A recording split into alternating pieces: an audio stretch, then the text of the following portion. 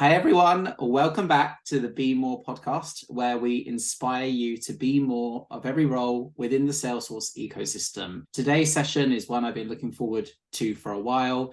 We are talking about being more well architected, and I'm honored to be joined here today by Susannah. So, Susannah, without further ado, could you introduce yourself? Thank you for having me. It's a pleasure to be here.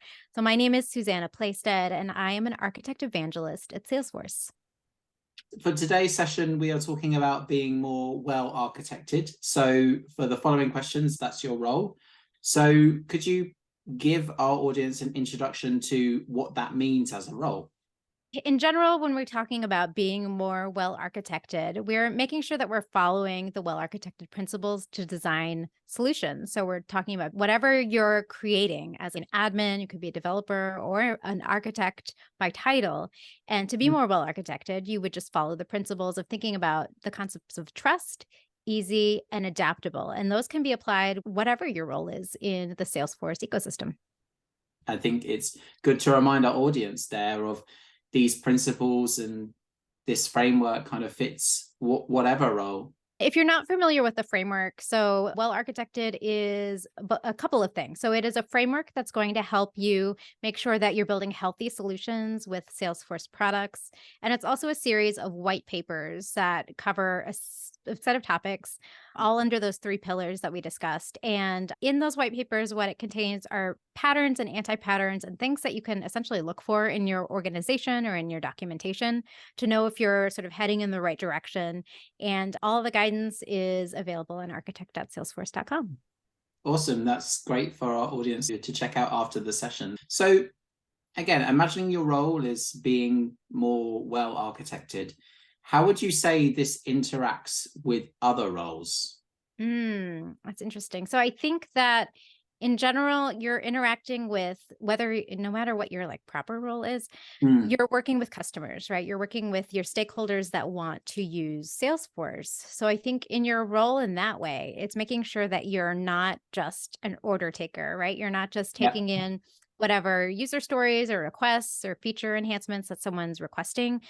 You're not just taking those in, and you're also not just solving problems creatively with Salesforce. I think that's a place where a lot of people find themselves once they're like over the hump of learning about how to do the basics. Then you get, as a technical person or as a practitioner, you get sort of like inspired to make these creative solutions. You're like, I can't believe I did this. Like, Yeah. and I took this and I like did this out of the box thing. And like, isn't this so clever that I did this? And like, that can be really fun. It's a fun place to be, but that's also not being more well architected, right? Just because you came up with this like clever way to do something doesn't necessarily mean that it's the best way or the only way. So I would say like balancing those two of like being an order taker or being like so creative and so smart that you like create this thing that maybe isn't going to last over time.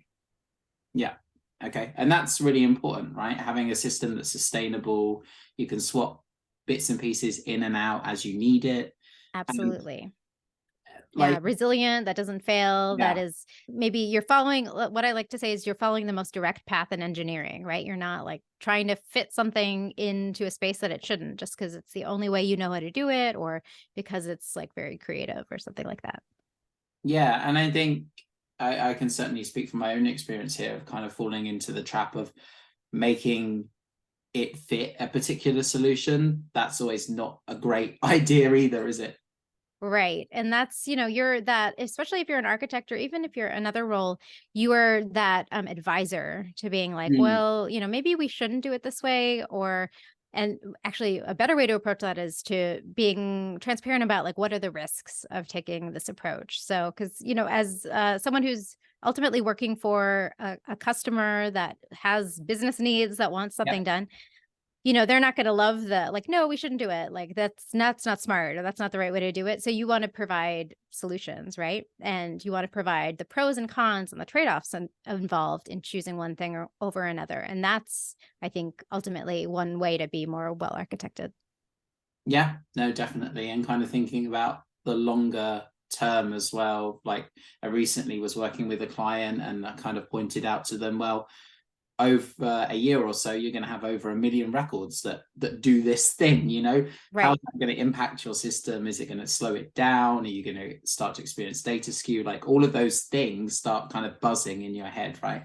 Yeah, and definitely, and not just identifying them, but also then coming up with some proactive solutions. So saying, this is interesting, like in this many years, we're going to have this many records. Here are some options of what we can do, what fits you best, so that you're always presenting solutions with the challenges that you're highlighting. Yeah, it's definitely a conversation about pros and cons sometimes. You typically play the role of being well architected full time, right? Because you don't necessarily park your ambitions there for other means.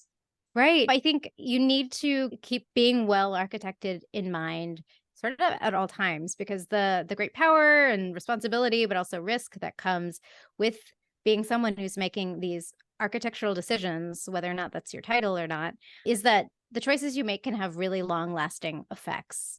So if were to take your well architected hat off, and be like, well, on Friday, I'm just not going to worry about it. What if you end up having to make a decision on Friday that's going to have lasting impacts, for like 5 years down the line of a project? So you can't ever sort of let your guard down. You always need to be thinking in that long, sort of with an eye to the long term at all times. Yeah, definitely. That makes perfect sense. So for those people that are kind of wanting to learn more about this and perhaps trying to get started in being more well architected themselves, what tips or advice would you give to them? Yeah, that's a great question. So I would say start with understanding the concepts of the framework, right? So what are the considerations that you should keep in mind? And then I think the other big thing to keep in mind is the fact that everything in well architected is in priority order, because you can't, even though we said you want to be like thinking about being well architected at all times, that's great, but you can't be thinking about everything at once all the time. So how do you prioritize what you're going to focus on when? And I think leaning on the well architected structure of, you're always going to be keeping trust in mind, like that's at the forefront all the time. And if you are in a position where you need to prioritize, which you're going to be because there aren't unlimited resources or time or things like that, then making sure that you keep those, like security is always going to win out over Yeah. composability, and like keeping that in mind. So I think starting with getting really good at prioritizing is probably one thing that you can do, sort of that's separate and just a great skill to have as any sort of role. And then being very intimately familiar with the framework and the principles and the priority of well architected. Awesome. And I think that's good, solid advice there, like in terms of prioritization, whether somebody's listening to this and they're a consultant or they're an admin or they're a developer or an architect, they probably have some of those skills already and perhaps have some kind of ways of working that can kind of feed into that skill set, Definitely. right? Yeah. And keep in mind that, you are going to have your priorities as someone that is focused on being more well architected, but someone else coming and working with you is going to have their own set of priorities. So that's really the hard skill of being able to like join those things and create a vision of moving forward together. And that's really one of the reasons why Salesforce created the V2 Mom, to make sure that you can plan together as a team and have a clear vision and clear values that everyone is aligned behind. So that's really the trick. Like prioritizing on your own is great. Like we can all Yeah. do that. We can all come up with our own priorities. But like, how do you work as a team together? Because the work that we're doing with Salesforce and working with customers and businesses and organizations, that's a team sport. So how do you prioritize together is the real trick.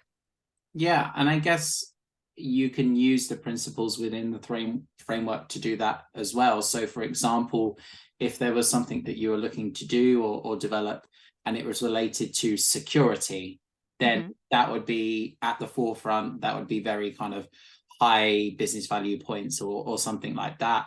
Do you kind of often see other people working in that type of way as well? So I think it all depends on the timing too. So you're going to, I think a great analogy that actually Parker Harris shared with me was like, when we think about prioritizing at Salesforce, you are not going to decide to, one quarter not do Sales Cloud because it's not the most important priority. But it's also not at the top of our V2 MOM every year. So what you're going to focus on and when changes over time, and it can always be reprioritized. So to answer your question, I would say at a beginning of a project, when you're trying to stand up a new implementation, yes, security is going to be the first thing that you want to have locked down. When you release an MVP, like security is going to be your security requirements are going to probably come first. But if you're working on a project that is a non-greenfield implementation, maybe there's an org that's been around for a while and security is looking good. You've got the basics, you're, meeting all the requirements and all of that. Maybe you focus on a different area because you're focused on composability for, this particular sprint or this particular quarter. So I think keeping in mind that priorities change over time and can always be reprioritized is also another thing to keep in mind. It's not like you set your priorities once and then you're good to go for the rest of, forever. No, you're going to be revisiting them and debating them and making sure that they still align with the team. Yeah, totally. And I guess it makes sense too, like if there's a new compliance regulation coming out, then that would be your immediate focus, right? And perhaps something security related would be less important then, I guess. Definitely. So I think that's a great call out to make sure that another tool that you're using, no matter what your role is, make sure that you have a clear roadmap for your customer and for your project of what you want to roll out when, and then you're keeping that roadmap very closely attuned to the Salesforce roadmap. So you know what's coming out, you know how to prioritize things like technical debt, and you have a real clear vision for what's coming. So you're not surprised and you're not working, after that compliance mandate has come out, you're not scrambling to then adhere to it. You've known that it's coming, you have a plan for it. So having really strong roadmaps and making sure that every item in your backlog ties to your roadmap is another way to make sure that you're keeping those priorities in check. So do you think in today's ever-changing world where AI is really important, do you think that the kind of here and now there are perhaps higher priority items as part of the framework with the dawn of things like ChatGPT? The ability for a user to export all of the information out of the system and feed it into ChatGPT is quite a security risk, right? Do you think there's anything like that in today's ever-changing world in perhaps relation to AI that is perhaps shifting things or changing what traditionally would or wouldn't be a priority? It's a great question. So I don't think that the priorities of the framework are going to change. The high level security is always going to be number one. Trust is always going to be number one for Salesforce. And regardless of what's happening with AI and generative AI, I do think that there's going to be a lot of patterns and anti-patterns that crop up that are going to be different, that we are just learning about now, or we're going to find out. Especially, I think folks are, an example is we're thinking a lot about generative AI right now and how, what are the things we need to consider with a tool like ChatGPT or with the Einstein 1 platform. But in the longer term, as AI evolves, it's not just going to be a chatbot, essentially, that you're working with. We're going to move into things like more generalized AI. We're going to move into the concept of like autonomous agents is what everyone's talking about. Like what happens when AI is not just giving you text, but it's chaining together these actions that do something without human intervention. We're going to find out a lot of anti-patterns and patterns to follow with that. But I don't think that the concepts within, of secure, easy, and adaptable are going to change. I think just the patterns that we need to look out for are going to evolve as the technology evolves. Yeah. Okay. And perhaps the role of the system and the users that are using it will change slightly too as well. So maybe the principle there of kind of like having an engaging system is there, but how a system could be engaging could perhaps change, right? Oh, absolutely. I think that's a great call out. Like as we think about how people interact with just the web right now, right? Like with search, like with something as like basic for us now is Google, like how we search for information is going to change. Yes, how we interact with the system is going to change. So yeah, absolutely. An engaging experience might look different, although thinking about things like ease of use. I think the general concepts, again, are going to stay the same. Maybe we'll add some additional things as we learn. But I think, again, how you deliver the engaging experience is absolutely going to change. Yeah, totally. Okay, so kind of casting your mind back to when you started out designing and helping to spread the word about this framework, if you were to start out on that journey of becoming more well architected yourself again, is there anything you would do differently or change? That's a great question. So, is there anything I would do differently or change? I think that we would, I think sometimes the perfect, what is the phrase? You don't want the perfect to get in the way of the good. So, you want to make sure that you're not sort of paralyzed by all of the options and all of the information. I think when we were creating Well Architected, for instance, we had to walk this fine line of making sure that we were producing something that was high quality, but that we didn't get stuck in a loop of waiting for it to be perfect so that, it took us years to come out with something, because by that time, especially now when we're talking about this new wave of AI, everything is moving so rapidly. I think the opportunity to, have an IT project that lasts 5 years or 3 years or whatever, I think those days are maybe shifting. Everything is moving at a such faster pace, keeping in mind that you need to keep moving. You need to make sure you're producing quality solutions, that your project is, healthy, but you can't be stuck in this analysis paralysis Yeah. phase, because you're going to farther and farther behind. So I think that would be something that I think we were able to walk the line of when we were rolling this out, but I think is an even more important lesson now with the speed of change. Yeah. And you can talk about change in a number of different ways. You can talk about how AI is changing everything. And then you can also talk about how perhaps Salesforce as a company is changing with new products being onboarded and new features and things coming out as well. And I guess kind of trying to tread the line between all of those things, right? Yeah, absolutely. And making sure that you're bringing people along with you, you're bringing your customers along with you, and you're riding that fine line again of having to deal with problems that you're solving for that have existed, for multiple years. So you have that long view, sort of the historical, well, we have to deal with today's problems, but then also bringing people along into the future as we work with all these new different technologies and products and solving the products of the future. You have to be sort of straddling both of those lines as someone who's delivering well-architected solutions. Yeah. If you were to define some key skills and attributes it takes to be more well architected, so the framework being trusted, easy, and adaptable, what kind of keywords or phrases would you pull out that you think describe somebody that embodies those things? I think maybe forward looking. So someone who's has an eye for not just solving today's problem, but what's going to happen in 3 to 5 years. I think honest. So being honest about what can be delivered, making sure you're setting those clear expectations, and that you're not, everything's fine and things are on fire. You want to be really transparent and honest with your team and with your customers, and setting expectations appropriately. Then I guess maybe one final word would be hungry. And I guess by that, I mean, not that it's lunchtime here in the East Coast, which is true, but you want to keep learning, right? I think that's super important right now, especially if you're going to be well architected in this future that's moving really quickly. You need to be hungry to keep learning. You need to be excited about all this change and being hungry to learn more, as opposed to being oh, this is all different. And I don't feel like learning about this new thing. It's a fad. It's going to go away. If that's the stance you have, I think you're just going to be falling farther and farther behind. Yeah. And that's quite interesting. When you said hungry, I was kind of thinking, oh, where are you going with this? And my brain connected it and was hungry for change. That was how I summarized it in my head. Absolutely. Yes. Yes.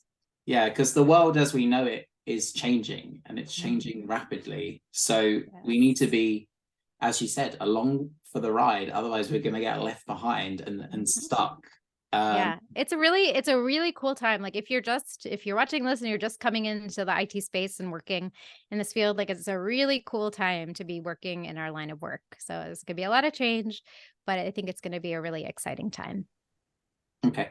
Yeah, I think it is. And it's definitely interesting to see not only where AI will take us in the near future, but 3 to 5 years, it's very difficult to predict that, right? 100%. Yeah. I think we're all learning together. Yeah. Yeah, exactly. So around those skills and attributes, is there a good way for people, do you think, to start building up? Because I know communication came out there and it was kind of quite a strong theme of what you were saying. Like, how can people actually get those experiences, do you think? Right. That's a great question. So Yeah. it's not just, you obviously want to keep learning and using all the great resources that are out there. I think by actually, getting in the field, working on a project, even if if you're watching this and you were like, oh, I want to be an architect and you're just trying to break into the field. I think a lot of these skills you get by learning as you go, working on a project, working in an IT department.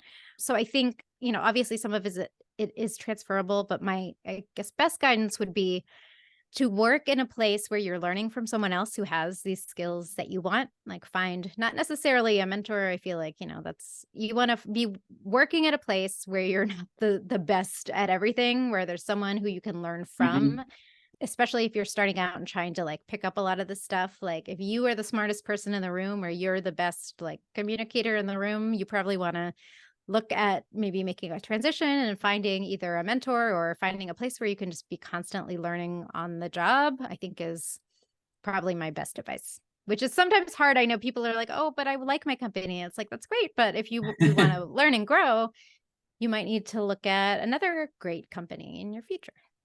Yeah, I think that's great advice. And how important do you think it is that your kind of immediate network plays in that as well? So, like taking an example, we recently recorded an episode on B2C commerce. So, not that I have questions about commerce very often, but I know somebody that I can kind of ask and that would know the answer, right?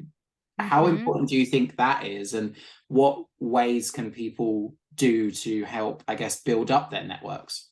Yeah. So I think a network is incredibly important, both from knowing who you can call when you have a Yeah. B2C question, but also for connecting my previous answer. I think the way you're going to find that next role or learn about that next thing that you don't even know you need to learn about yet is through a strong network. That can happen even if you don't work at a big company, or even if you don't Mm. have a lot of peers in your local geography. I think the best way, we're very lucky working in the Salesforce ecosystem because there is a strong network of folks that is virtual, that is sort of across the globe. I think the best way to get involved is by reaching out to your local user group. You'd be surprised, even if you work in a small place or live in a small area, there's probably a user group not too far from you. They're also amazing online resources and groups that have sort of formed ad hoc, lots of them, but just making sure that you're involved on and make sure that you're taking advantage of the technology that's going to help you build your network. So even something as I don't know, I was a late comer to fully embracing LinkedIn. Mm. But even making sure that you're connecting with folks that have an interest in the things that you're interested in, following those conversations online, even if you don't have a network near you in person, definitely worth your time. That's going to pay back dividends when you're actually looking for that role or looking for help. So think of that as part of the skills that you need to prepare, cultivating Mhm. and building a strong network is part of your Yeah. professional skill set. Yeah, no, definitely. And that will hopefully in turn help with those communication skills as well, because sometimes you have to have not necessarily arguments, but like heated debates about pros and cons of things, right? Yes, yeah. And I think one of the ways that I found helpful for me to get more involved and build my virtual network was stepping up and offering to teach a study session. So don't Mm. be too scared to volunteer to speak about a topic you're learning about or to bring people along with you as you learn. You don't need to be an expert to get involved in those conversations online or weigh in. That's probably the fastest way to learn. And for me, one of the best ways to learn is to teach as I go. And Yeah. you could tweak your presentation this way, or did you know that you could do it that way? Having those conversations can only happen if you sort of share where you're at or share your ideas. So don't be afraid to sort of jump into the conversation. Yeah. Solid advice there. And I can totally relate to that too. So kind of moving on a little bit, but If there was one thing you'd like to change or make more people aware about the role of being more well architected, is there a myth or anything like that that you'd kind of like to bust to our audience, or any clarifications, I guess? Yeah, absolutely. I think the myth I would like to bust is that it's someone else's job, that someone else will do it. Oh, someone else getting paid more or someone else will handle it. I think it's everyone needs to be involved. It's like definitely a Mhm. team effort because everyone has a specialty. It's like if you're an administrator or a developer, you're going to know more about the day to day and like the mechanics and the ins and outs of like these new things versus someone who's maybe an architect or a manager of some sort. Like you are the expert. So make sure that the choices that you're making are well architected because everything sort of flows together and relies on each other. So don't assume it's someone else's job. Yeah, totally. And I think some roles, dependent on what they are, you're kind of closer to the users as well. And it's really Yeah. important understanding what they need and what they think, and also what may be able to help them as well. So kind of lean into that, I think. Would you agree there? 100%. Yes, definitely agree. Okay, awesome. Well, I think that's great, solid advice, and bringing today's session a little bit to a close. But before we do go, how can people connect with you and the framework to kind of learn more and start to build out their own skills of being more well architected? Yes, definitely. So to find the framework, to give feedback, because we want to hear your feedback, go to architect.salesforce.com. The white papers where all the information lives is there. There's a feedback forum on every white paper. And then to connect with me, feel free to reach out to me on LinkedIn. I'm still on Twitter or X. Feel free to reach out. And I'd love to, connect with you, hear what you think about Well Architected. Yeah, awesome. Well, thanks again for your time today, and hopefully we'll help people be more well architected themselves. Absolutely. Thanks so much, Tom. Thanks for tuning in to Be More with Tom Bassett. Don't forget to like, subscribe, and leave any feedback in the comments.